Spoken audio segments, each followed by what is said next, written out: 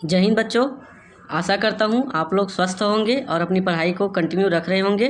तो आइए आज हम लोग चैप्टर 3 हीट एंड टेम्परेचर, ऊष्मा और ताप का ये चैप्टर को आज इस वीडियो के माध्यम से हम ख़त्म कर देंगे।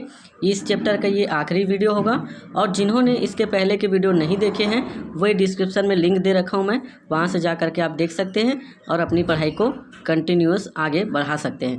और साथ ही साथ मैं आप लोगों को एक चीज़ और बता देना चाहता हूँ कि जब भी मैं पढ़ाना शुरू करता हूँ या जब भी आप मेरा वीडियो देखना शुरू करते हैं तो आप कॉपी और पेन लेकर के ज़रूर बैठें, ताकि मैं जो जो चीज़ें आपको इम्पोर्टेंट बताते जाऊँगा उसको आप नोट करते जाइए। तो चलिए हम लोग देर ना करते हुए इस वीडियो को शुरू करते हैं और साथ ही इस चैप्टर को हम लोग आज ख़त्म कर देंगे।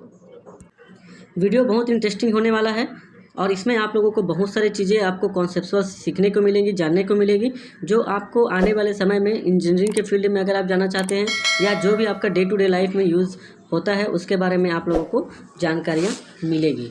तो चलिए हम लोग शुरू करते हैं। तो इसके पहले वीडियो में हम लोगों ने रेखीय प्रसार गुणांक के बारे में बात कर लिए थे, ठोसों में ऊष्मा का प्रसार हम लोग पढ़ रहे थे।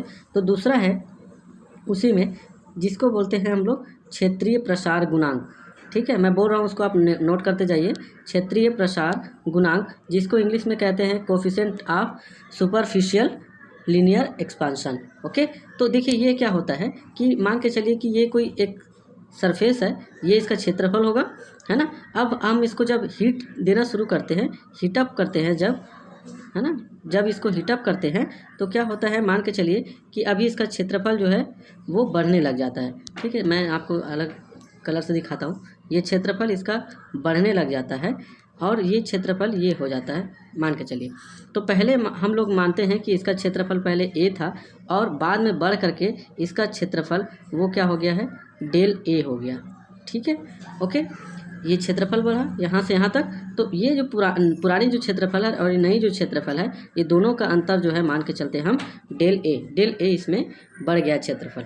तो अब इसको कैसे हम लोग पढ़ेंगे कि क्षेत्रफल प्रसार गुणांक वह होता है जिसमें 1 डिग्री सेंटीग्रेड टेम्परेचर बढ़ाने पर क्षेत्रफल में जो प्रसार होता है उसे हम लोग क्षेत्रफल प्रसार गुणांक कहते हैं। ठीक है, 1 डिग्री टेम्परेचर बढ़ाने पर जो क्षेत्रफल में प्रसार होता है उसे हम लोग क्षेत्रफल प्रसार गुणांक कहते हैं। इसको हम लोग बीटा से दर्शाते हैं, जैसे रेखीय प्रसार गुणांक को अल्फा से दर्शाते थे। तो इसका सूत्र क्या हो जाएगा, क्षेत्रफल में वृद्धि, है ना, क्षेत्रफल में वृद्धि बटे प्रारंभिक क्षेत्रफल गुणित टेम्परेचर जितना उसमें हम लोग दिए हैं, है ना, जितना टेम्परेचर उसको लगा उसके वो हो जाएगा। तो अभी हम लोगों ने क्या पढ़ा था कि जैसे मानते हैं हम बीटा इक्वल टू क्षेत्रफल में वृद्धि कितना था, डेल ए था, और ये क्या हो जाएगा, पुरानी क्षेत्रफल, है ना, प्रारंभिक क्षेत्रफल ए थी और हम लोगों ने डेल टी टेम्परेचर दिया था। अभी इसका मात्रक आप देख सकते हैं, क्षेत्रफल का मात्रक तो कट जाएगा ऊपर नीचे, तो इसका भी मात्रक क्या होगा, पर डिग्री सेंटीग्रेड। ठीक है, तो ये हुआ हमारा क्षेत्रफल प्रसार गुणांक। अब तीसरा ये चीज़ जान लीजिए, इंपॉर्टेंट चीज़ है, इसको आप नोट कर लीजिए तीसरा बढ़ने से पहले, कि जो रेखीय प्रसार गुणांक अल्फा होती है वो क्या होती है, हाफ होती है क्षेत्रीय प्रसार गुणांक के, या इसको आप ऐसे भी बोल सकते हैं कि क्षेत्रीय प्रसार गुणांक जो है वो रेखीय प्रसार गुणांक की दुगुना होती है। ठीक है, आप उसको ऐसे भी बोल सकते हैं। तो ये चीज़ आप इसको नोट कर लीजिए कि रेखीय प्रसार गुणांक जो है वो क्षेत्रीय प्रसार गुणांक का आधा होता है, या ये से बोले तो क्षेत्रीय प्रसार गुणांक जो है रेखीय प्रसार गुणांक का दुगुना होता है ना, क्रॉस मल्टीप्लाई करके आ जाएगा। अब चलिए हम लोग तीसरा बात करते हैं आयतन प्रसार गुणांक की। ये आखिरी होगी ठोसों में प्रसार के। आयतन प्रसार गुणांक के बारे में बात कर लेते हैं। तो वही है, मान के चलते हैं कि ये हमारे पास एक सॉफ्ट है, पाइप है ना। अब क्या हुआ कि इसको जब हम लोग हीटअप किए तो मान के चलते हैं कि इसका जो आयतन है वो कुछ ऐसा हो गया बढ़ करके अब। ठीक है, तो अब ये प्रारंभिक आयतन जो थी, है ना, उसमें से बढ़ गई है। अभी देखिए ये बढ़ गई, इतनी आयतन हमारी बढ़ गई है, इतनी आयतन हमारी बढ़ गई है। कितनी बढ़ गई है, ये देखो आयतन बढ़ गई है। तो बस सेम वही चीज़ होगा कि आयतन में वृद्धि बटे प्रारंभिक आयतन गुणित जो टेम्परेचर उसको दिया गया। तो इसको अब कैसे लिख सकते हैं हम, इसको दर्शाते हैं गामा से। तो ये हो जाएगा वॉल्यूम में वृद्धि, आयतन में वृद्धि, प्रारंभिक आयतन गुणित टेम्परेचर। यहाँ पे भी देखिए तो ये कट जाएगा, तो ये क्या हो जाएगा, पर डिग्री सेंटीग्रेड, इसका भी मात्रक हो जाएगा। यहाँ तक क्लियर है। एक चीज़ और इसमें याद रखिए कि गामा जो है वो अल्फा के 3 गुनी होती है। कहने का मतलब ये हुआ कि आयतन प्रसार गुणांक जो है वो रेखीय प्रसार गुणांक की 3 गुनी होती है। तो अभी हम लोगों ने 3 रिलेशन देख लिए। क्या अल्फा जो है वो क्या होती है, ये हम लोग देख लिए हैं। क्या क्या देखे हैं 3 रिलेशन, कि बीटा जो है वो 2 अल्फा होती है और गामा जो है वो 3 अल्फा होती है। तो इसको आप नोट कर लीजिए और याद रखिएगा। अब चलिए हम लोग बात करते हैं द्रव के प्रसार के बारे में, है ना। तो देखिए, जैसा कि आपको मालूम है कि द्रव का कोई निश्चित आकार नहीं होता है, वो जिस बर्तन में रखा जाता है उसी का आकार लेता है। मान के चलिए कि ये आपका एक कंटेनर है, इसमें आप लोगों ने द्रव को भरा तो ये इसका आकार ले लेगा, और ये दूसरा कंटेनर इसमें द्रव भरा तो इसका आकार ले लेगा, और कोई तीसरा कंटेनर कोई ऐसा है इसमें अगर आप द्रव भरेंगे तो इसी का आकार ले लेगा। कहने का तात्पर्य ये हुआ कि द्रव का कोई निश्चित आकार नहीं होता है, जिसके कारण वो जिस बर्तन में भरा जाता है उसी का आकार वो ले लेता है। ये तो आप लोगों ने पहले कक्षाओं में पढ़ा होगा। तो अब जब इसकी बात करते हैं तो इसमें प्रसार कैसे होगा, इसको देखिए। अभी हम ऐसे समझते हैं कि ये हमारे पास एक बर्तन है, अभी हम लोगों ने इस पर पानी भरा हुआ है, ठीक है, पानी भरा हुआ। अब क्या करते हैं कि हम लोग इसको हीटअप करते हैं यहाँ से अगर इसको हम हीटअप करते हैं तो क्या होगा, डायरेक्ट इसका जो उष्मा है वो पानी को तो मिलेगा नहीं। क्यों? क्योंकि सबसे पहले बर्तन की दीवार में जाएगी, और बर्तन की दीवार जब गर्म होगी तो तब वो उष्मा ट्रांसफ़र करेगी किसको, पानी को। तो कहने का मतलब ये हुआ कि जब पानी को गर्म करते हैं किसी बर्तन में, तो बर्तन को गर्म करने से बर्तन का पहले प्रसार होगा, उसके बाद में पानी का प्रसार होगा। ठीक है, ये क्लियर हुआ, है ना। जैसे आप लोगों ने कई बार देखा होगा कि लोहार जब किसी चीज़ को गर्म करता है तो क्या होता है, वो उसमें प्रसार होता है, मतलब वो फैलने लगता है ना। अब अगर उसी के कांटेक्ट में जब पानी लाएगा तो पहले वो फैला हुआ चीज़ उस पानी में अगर रखेगा तो क्या होगा, तब पानी फैलेगा। ठीक है, तो अभी इसको हम ऐसे समझते हैं। देखिए, तो इसमें प्रसार 2 टाइप के हुए। पहला तो होता है आभासी प्रसार, जिसको आपने आभास किया, है ना, आभासी प्रसार, और दूसरा होता है वास्तविक प्रसार। तो सर ये आभासी और वास्तविक दोनों क्या क्या चीज़ें, देखिए मैं आपको बताता हूँ। आभासी प्रसार जिसको आपने आभास किया, मतलब आपने जब बर्तन को गर्म किया, पानी को जब गर्म किया तो बर्तन का प्रसार आपको तो दिखा नहीं, लेकिन पानी का प्रसार आपको दिखा। कहने का मतलब ये हुआ कि इसको आपने आभास किया, महसूस किया। और वास्तविक प्रसार क्या था, कि वास्तविक प्रसार तो देखा जाएगा तो बर्तन में भी हुआ था, उसके बाद ही पानी में हुआ था। ठीक है, अभी मान के चलते हैं इसको कि ये हमारे पास एक बीकर है, मान लेते हैं कि ये ऐसा हम बनाते हैं, चित्र थोड़ा सा गड़बड़ बन जाता है मेरे से। तो ये हमारे पास एक बीकर है, मान लेते हैं, चलिए, है ना। अभी हम लोगों ने इसमें पानी भरा हुआ है, कहाँ तक भरा हुआ है, यहाँ तक भरा हुआ है। अब मैं इसको मान के चलता हूँ कि ये जो लेवल है वो क्या है, ये लेवल ए तक, यहाँ तक पानी भरा हुआ है। अभी हम लोगों ने यहाँ से जब इसको गर्म शुरू किया करना तो क्या होगा कि ये जो पानी जो है, पानी का लेवल, ये बर्तन जब गर्म होगा तो इसमें प्रसार होगा, और ये पानी का लेवल पहले यहाँ तक कहीं तक आएगा, मान के चलते हम यहाँ तक आता है, तो इसको मैंने ले लिया बी। ठीक है, अब जब इसको और गर्म होते जाएगा तो पानी जो है उष्मा के रूप में परिवर्तित होती जाएगी और ये लेवल सी तक आएगी। तो कहने का तात्पर्य ये हुआ कि आपको प्रसार कहाँ से कहाँ तक दिखा, आपको प्रसार दिखा है ए से सी के बीच में, क्योंकि आपने इसी को देखा कि भाई हम यहाँ तक पानी भरे थे और यहाँ तक पहुँच गया। लेकिन वास्तविक प्रसार कहाँ तक हुआ, देखिए, बर्तन का यहाँ तक लेवल पानी गिरा था, अब यहाँ से ये जो प्रसार हुआ है ना, ये जो प्रसार हुआ यहाँ तक बी से सी तक, वो वास्तविक प्रसार था। लेकिन हमको दिखाई क्या दिया, सिर्फ ए से सी तक का, तो ये हमारा आभासी प्रसार है।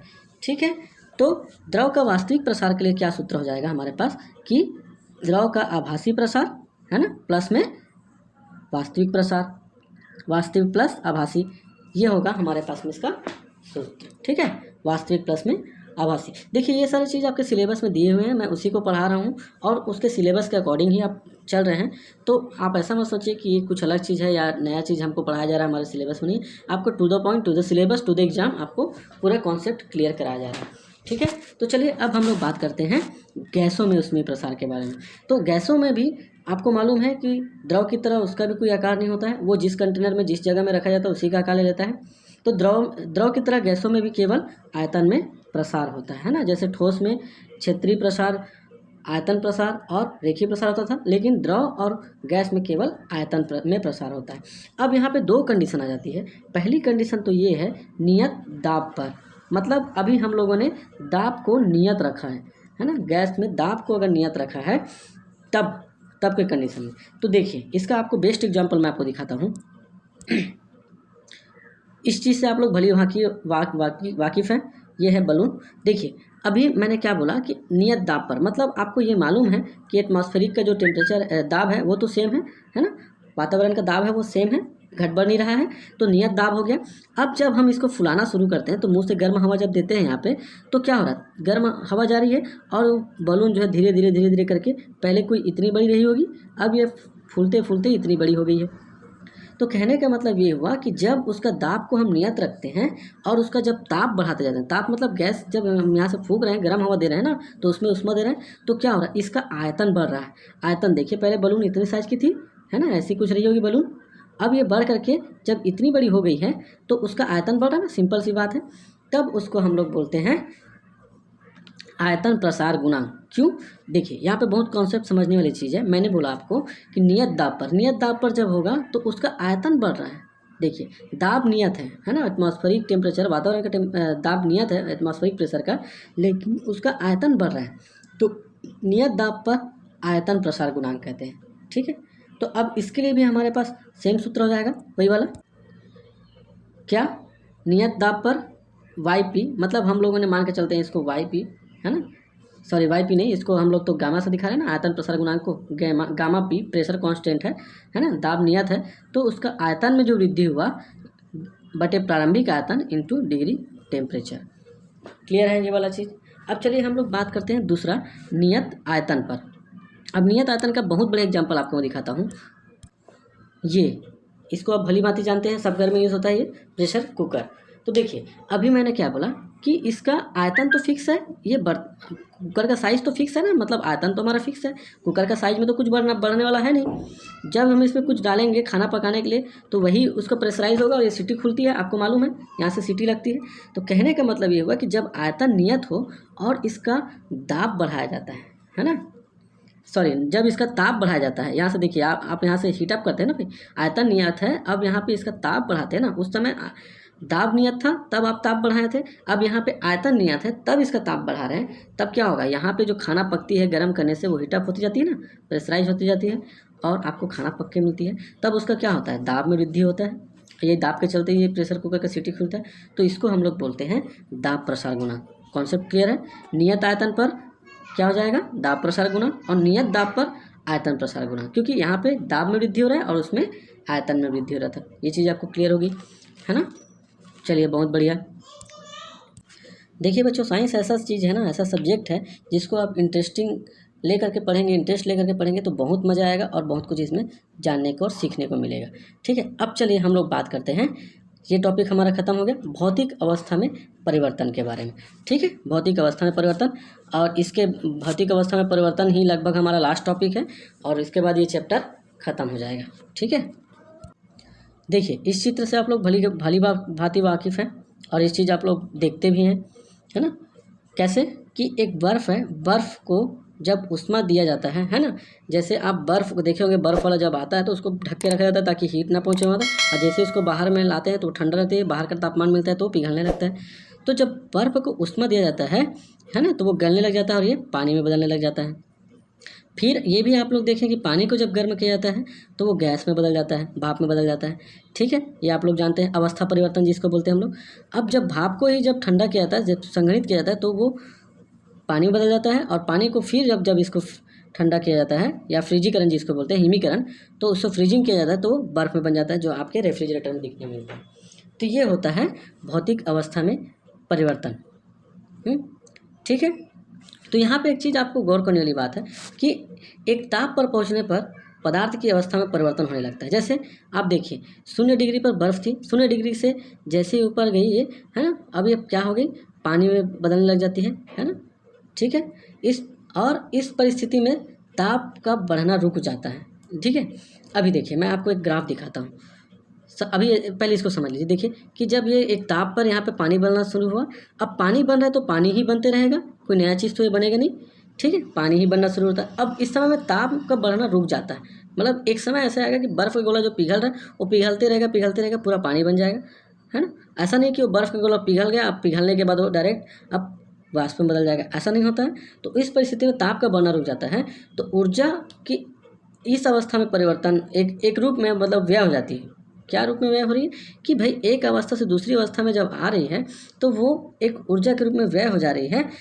और चूंकि यहाँ ऊर्जा जो है या तो दी जाती है या तो ली जाती है। अब दी जाती कब है? दी जाती है जब इसको गलाना होता है या इसको वाष्प में परिवर्तित करना पड़ता है। लेकिन जब इसको संघनित करना पड़ता है या फ्रीजिंग करना पड़ता है तो ली जाती है, मतलब उससे उसमें कम करेंगे। तो इसलिए दी जाती है या ली जाती है, ये शब्द मैंने यूज़ किया। तो दी गई या ली गई ऊष्मा ताप में वृद्धि के रूप में दिखाई नहीं पड़ती है, लेकिन ये जो अवस्था परिवर्तन होने के बाद जो ऊष्मा है ये तो हमको दिखाई नहीं पड़ रही है।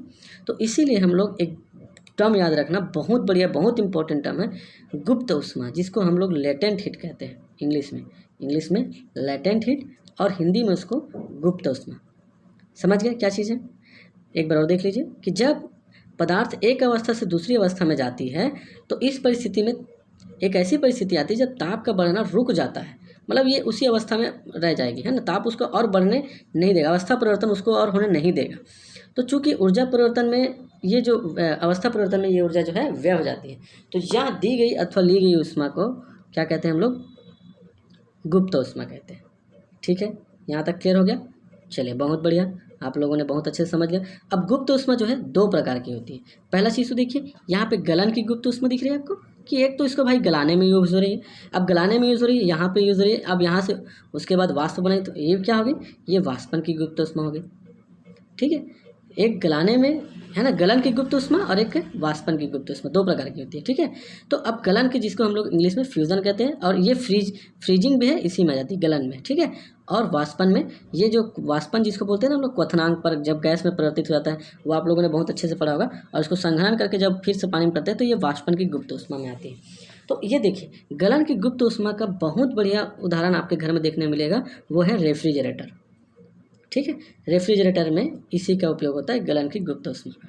ठीक है, अब देखिए इसमें क्या होता है कि ठोस जो है वो क्या हो रहा है, आपका द्रव में परिवर्तित हो रहा है। ठीक है, अभी मैं गलन की गुप्त ऊष्मा की बात कर रहा हूँ भाई, है ना, वाष्पन की बात नहीं कर रहा हूँ। तो ठोस जो है वो क्या हो रहा है, द्रव में परिवर्तित हो रहा है।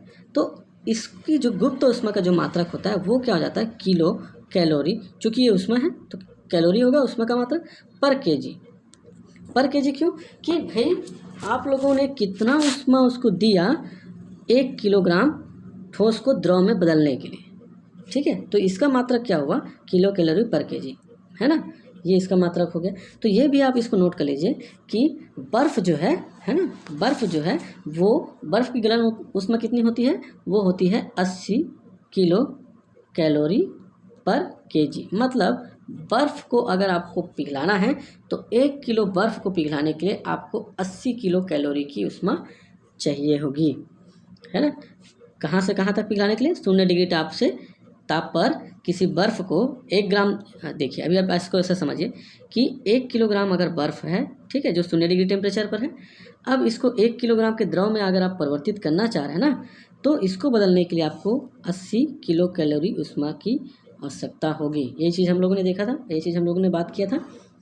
ठीक है, तो अब देखिए, अभी मान के चलते हैं कि बर्फ़ की जो मास है ना, द्रव्यमान जो है वो एम है, और गुप्त ऊष्मा कितनी चाहिए उसको, एल चाहिए। एल जो हम लोगों ने 80 लिया था, यहाँ पे एल मान के चलते, तो टोटल हमारे पास जो गलन की गुप्त ऊष्मा का मात्रक क्या हो जाएगा, Q = M × L। क्यों? मास जितना उसका किलोग्राम, जितना किलो, 1 किलो का बात किया है हम लोग, 10 किलो का भी तो हो सकता है बर्फ़ हमारे पास, ज़्यादा भी हो सकता है।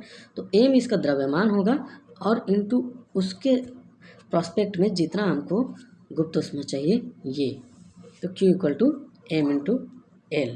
ठीक है, अभी हम इसका मात्रक देखेंगे तो देखो कैलोरी निकल के आएगा। कैसे? क्योंकि द्रव्यमान का मात्रक केजी और इसका मात्रक किलो कैलोरी पर केजी। देखिए केजी कट गया तो Q = क्या है, कैलोरी क्या है ना। तो हमको ये चीज़ तो बढ़िया से मालूम है कि ऊष्मा का मात्रक कैलोरी होता है। ठीक है चलिए, अब वाष्पन की गुप्त ऊष्मा की बात करते हैं और ये चैप्टर फिनिश। तो वाष्पन की गुप्त ऊष्मा की बात करते हैं, तो जब द्रव को वेपोराइज करके, है ना, वेपोराइजेशन किया जाता है, मतलब उसको क्वथनांक पॉइंट पर जब उसको गैस में परिवर्तित किया जाता है तो उसे हम लोग वाष्पन की गुप्त ऊष्मा कहते हैं। तो ये भी वही होगा, Q = M × L, कितने आपके पास द्रव थी, कितने किलोग्राम, और L आपको कितनी उसकी गुप्त ऊष्मा है। तो दोस्तों इसी के साथ मेरे प्यारे बच्चों, इसी के साथ ये चैप्टर ख़त्म होता है। आशा करता हूँ आप लोगों ने पूरा एंजॉय किया होगा, पूरा कॉन्सेप्ट को समझा होगा। और अगर आप चाहते हैं कि आपको ऐसे ही क्लास मिलता रहे तो चैनल को सब्सक्राइब करें और अपने दोस्तों के साथ शेयर ज़रूर करें और अपना प्रॉपर नोट्स बनाते जाएं, क्योंकि ये लॉकडाउन का टाइम है। आपके स्कूल खुल नहीं रहे हैं, लेकिन हमको नॉलेज लेने में कोई कमी नहीं करनी है। जो टाइम है उसको आप यूटिलाइज़ कीजिए, क्योंकि आप परीक्षा के प्रोस्पेक्ट से ना पढ़ के इसको आने वाले अपने कॉन्सेप्ट के लिए आने वाले समय के हिसाब से आप इसको पढ़िए, सीखिए, बहुत अच्छा रहेगा। और इसी के साथ मैं इस वीडियो को ख़त्म करता हूँ। धन्यवाद। आपका दिन शुभ हो।